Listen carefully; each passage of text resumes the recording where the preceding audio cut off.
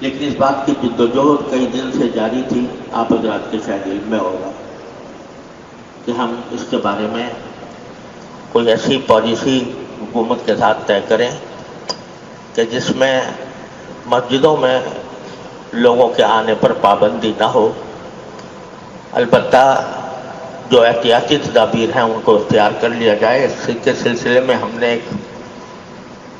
تمام مکاتب فکر کا ایک اجتماع بھی دارالعلوم میں بلایا تھا، اور اس کی طرف سے جو اعلامیہ جاری ہوا تھا وہ آپ حضرات کے علم میں ہوگا۔ اس کے بعد سے کچھ حکومت کے حلقوں نے بھی محسوس کیا کہ یہ ہم وہ پابندی نہیں کرا سک رہے ہیں، چنانچہ آج صدر مملکت نے ہمارے 5 بلکہ 6 صوبوں کے لوگوں کو جمع کیا تھا، جن میں وہاں کی انتظامیہ بھی تھی اور مختلف صوبوں کے علماء کرام بھی تھے۔ ان کے سامنے بات رکھی گئی اور سب حضرات نے اس کے اوپر اپنی اپنی آراء کا اظہار کیا۔ جو حکومت کے نمائندے تھے وہ زیادہ تر زور اس بات پر دے رہے تھے کہ ساری عالم اسلام میں ہر ملک کے اندر مسجدیں بند ہیں، اور وبائی صورت ایسی ہے کہ ہمارے ہاں متاثرین کی تعداد روز بروز بڑھ رہی ہے، تو اس واسطے ہمیں احتیاط سے کام لینا چاہیے اور مساجد میں اہتمام کرنا چاہیے کہ لوگ زیادہ نہ آئیں۔ لیکن ہم نے اپنی جو تجاویز مرتب کی تھی مختلف ڈاکٹروں سے مشوروں کے بعد کی تھی، اور ہم میں اس بات پر پورا اطمینان تھا کہ انشاءاللہ اگر ان احتیاطی تدبیروں کو اختیار کیا جائے گا تو اللہ تعالیٰ کی رحمت سے پوری امید ہے کہ انشاءاللہ کوئی ناخوشگوار بات پیش نہیں آئے گی۔ چنانچہ آج کی محفل میں نے بھی بہت تفصیل کے ساتھ یہ بات عرض کی کہ اب تک وبائیں جتنی بھی پھیل رہی ہیں اس کے دفع کرنے کے لیے یا رفع کرنے کے لیے مادی تدبیریں تو بہت اختیار کی جا رہی ہیں، حالانکہ ابھی تک کوئی مادی تدبیر ایسی دریافت نہیں ہوئی جو 100% کامیاب ہو، اور یہ بھی سب کو کا ایمان ہے اور ہونا چاہیے۔ اس لیے اگر ہم مساجد کے اوپر پابندی عائد کریں گے تو رجوع اللہ کے مراکز کو بند کر کے، اور خاص طور سے اب رمضان آ رہا ہے تو اس کے اندر اس کو بند کر کے، سوائے اس کے کہ اللہ تعالیٰ کی طرف سے نحوست کو دعوت دیں، کوئی اور فائدہ نہیں ہوگا۔ اور دوسرے ممالک کی مثال نہ دیں، ہم جانتے ہیں سارے اسلامی ممالک کو، ان کے حالات کو، ہمارے حالات ان سے مختلف ہیں۔ بہرحال اس کو تقریباً 2.5 گھنٹے تک یہ محفل جاری رہی، اور اس میں سارے ملک کے لوگوں نے شرکت کی، اس میں ہر طرح کی جماعتیں بھی شامل تھیں۔ مولانا فضل الرحمان صاحب نے اپنے سارے جماعت کے لوگوں کو یہ ہدایت کی تھی کہ میرے بارے میں کہ جو وہ فیصلہ کریں ہمیں وہ منظور ہوگا، اور اس سلسلے میں ہم نے مفتی حضرات سے بھی مشورہ کر لیا تھا کہ کس کس قسم کی پابندی کو ہم قبول کر سکتے ہیں۔ لہذا الحمدللہ اللہ تعالیٰ نے یہ شرف صرف آپ کے ملک کو عطا فرمایا کہ اس وقت دنیا بھر کی مسجدیں بند ہیں، اور اللہ تبارک و تعالیٰ کے فضل و کرم سے اب ہماری مسجدیں کھلیں گی اور کھلی رہیں گی انشاءاللہ۔ لیکن شرط یہ ہے کہ ہم نے جن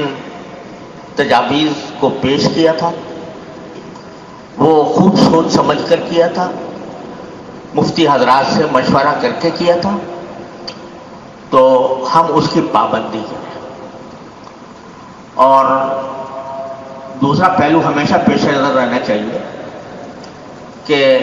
بہرحال واقعات تو ہر جگہ پیش آتے ہیں، اگر خدا نخواستہ کسی مسجد کے اندر کوئی واقعہ پیش آ گیا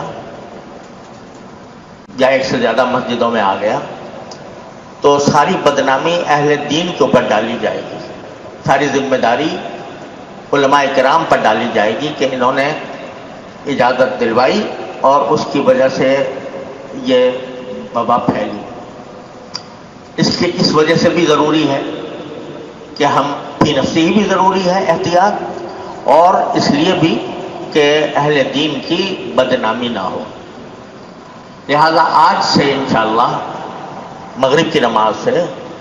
باہر کے آدمیوں پر کوئی پابندی نہیں ہوگی، باہر کے آدمی بھی آئیں اور نماز پڑھیں، جماعت میں شریک ہوں۔ البتہ صف بندی کے اندر اس بات کا اہتمام کرنا ہوگا، ہم نے اس بات کا ان سے عہد کیا ہے، اور یہ عہد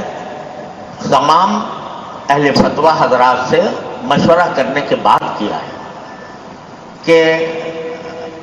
ایک تو دو صفوں کے درمیان ایک صف کا فاصلہ ہوگا، یعنی پہلی صف اگر یہاں ہے تو دوسری صف بیچ میں خالی ہوگی، تیسری صف میں دوسری صف ہوگی۔ دوسرا یہ کہ ایک ہی صف کے درمیان 3 فٹ کا فاصلہ ہوگا، ایک مصلی اور دوسرے مصلی کے۔ ہمارے یہاں بالکل آسان ہے، مصلے بنے ہوئے ہیں تو ایک مصلہ چھوڑ کر صف بنائی جائے گی، ایک مصلے پر آدمی کھڑا ہوگا، برابر والا مصلہ خالی، تیسرے پر پھر آدمی کھڑا ہوگا۔ تو ہمارے یہاں الحمدللہ قدرتی طور پر نشان موجود ہیں، تو اس طرح صف بنائی جائے گی۔ پھر جو پچھلی صف ہوگی اس میں جو مصلہ خالی ہے اگلی صف میں، وہاں آدمی کھڑا ہوگا، اور جہاں آدمی کھڑا ہے اس کے پیچھے جو جگہ ہے وہ خالی ہوگی،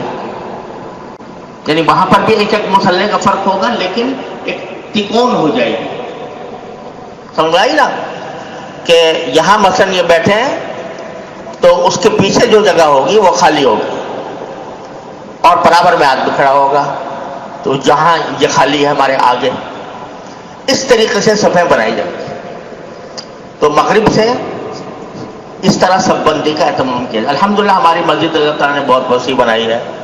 اللہ تعالیٰ کا فضل و کرم ہے، اس میں کوئی مسئلہ پیش نہیں آئے گا۔ تو اس لیے مغرب سے صف بندی کا یہ اہتمام کیا گیا تاکہ ہم یہ بتا سکیں کہ بھئی ہم نے جو کچھ تدبیریں بتائی تھی ہم خود اس پر عمل پیرا ہیں۔ دوسری بات یہ کہ سب حضرات سنتیں باہر جا کے پڑھیں، اس کا اہتمام کر رہے ہیں۔ ویسے بھی سنتیں گھر میں پڑھنا افضل ہے، مسجد میں افضل نہیں ہے، گھر میں پڑھنا افضل ہے۔ سنتیں وہاں جا کے پڑھیں، اور جب آئیں تو وضو ہو یا نہ ہو،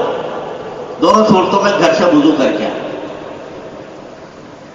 اور ہم کوشش کر رہے ہیں کہ ہم یہاں پر دروازوں پر سینیٹائزر لگائیں گے، وہ ایک محلول ہوتا ہے تو وہ ہاتھوں پر مل لیا جاتا ہے، تو کوشش کریں گے کہ وہ انشاءاللہ جلد جلد لگ جائے۔ دوسرا یہ کہ جو یہ ماسک ہے حتی الامکان ہر آدمی کوشش کرے کہ وہ جب نماز میں آئے تو یہ ماسک پہن کر آئے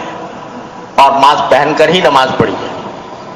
حتی الامکان جس کے پاس موجود ہے وہ استعمال کرے، جس کے پاس نہیں ہے وہ حاصل کرنے کی کوشش کر رہے ہیں۔ یہ تین بنیادی باتیں ہیں، اور یہاں مسجد انتظامیہ کے ذمہ یہ ہے، ماشاءاللہ یہاں پر خدام بہت ہیں، کہ ہر نماز کے بعد فرش کی دھلائی ہوگی، اس طرح دھلائی ہوگی کہ اس میں کلورین ملائی جائے گی۔ کلورین ایک محلول ہوتا ہے، وہ اس میں ملایا جائے گا، ہر نماز کے بعد ہوتی ہے۔ اس کی وجہ یہ ہے کہ جب آدمی سجدہ کرتا ہے تو اگر اس کی کوئی ناک سے یا منہ سے کوئی ریزش خارج ہوتی ہے تو اس کا اثر زمین کے اوپر تقریباً 10 گھنٹے رہتا ہے، اور دوسرا آدمی جب آ کے وہاں پر نماز پڑھے گا تو ہو سکتا ہے کہ اس کو وہ نقصان پہنچ جائے۔ لہذا یہ دریا تو ہوں گی ہی نہیں، قالین بھی نہیں ہوگا، جو اگر لوگ اپنی جانماز لے کر آئیں تو بے شک اپنی جانماز لا کر وہ نماز پڑھ سکتے ہیں جانماز کے اوپر، ورنہ فرش ننگا رہے گا۔ اور ہر نماز کے بعد اس کی धुलाई होगी, पोछा लगा दें और उसमें क्लोरीन डाल दें, वहाँ से इंतज़ाम कर लो, शराफत से कहो कि वो उसका इंतज़ाम कर ले, ठीक है। तो हम अपने से शुरू करते हैं ये इंतज़ाम, ताकि दूसरों के लिए भी वो मिसाल बने। अल्लाह तबारक व तआला इसमें बरकत अता फरमाए। जुमा भी ऐसे ही होगा, जुमा भी इसी तरह होगा और तरावी भी इंशाल्लाह इसी तरह होगी।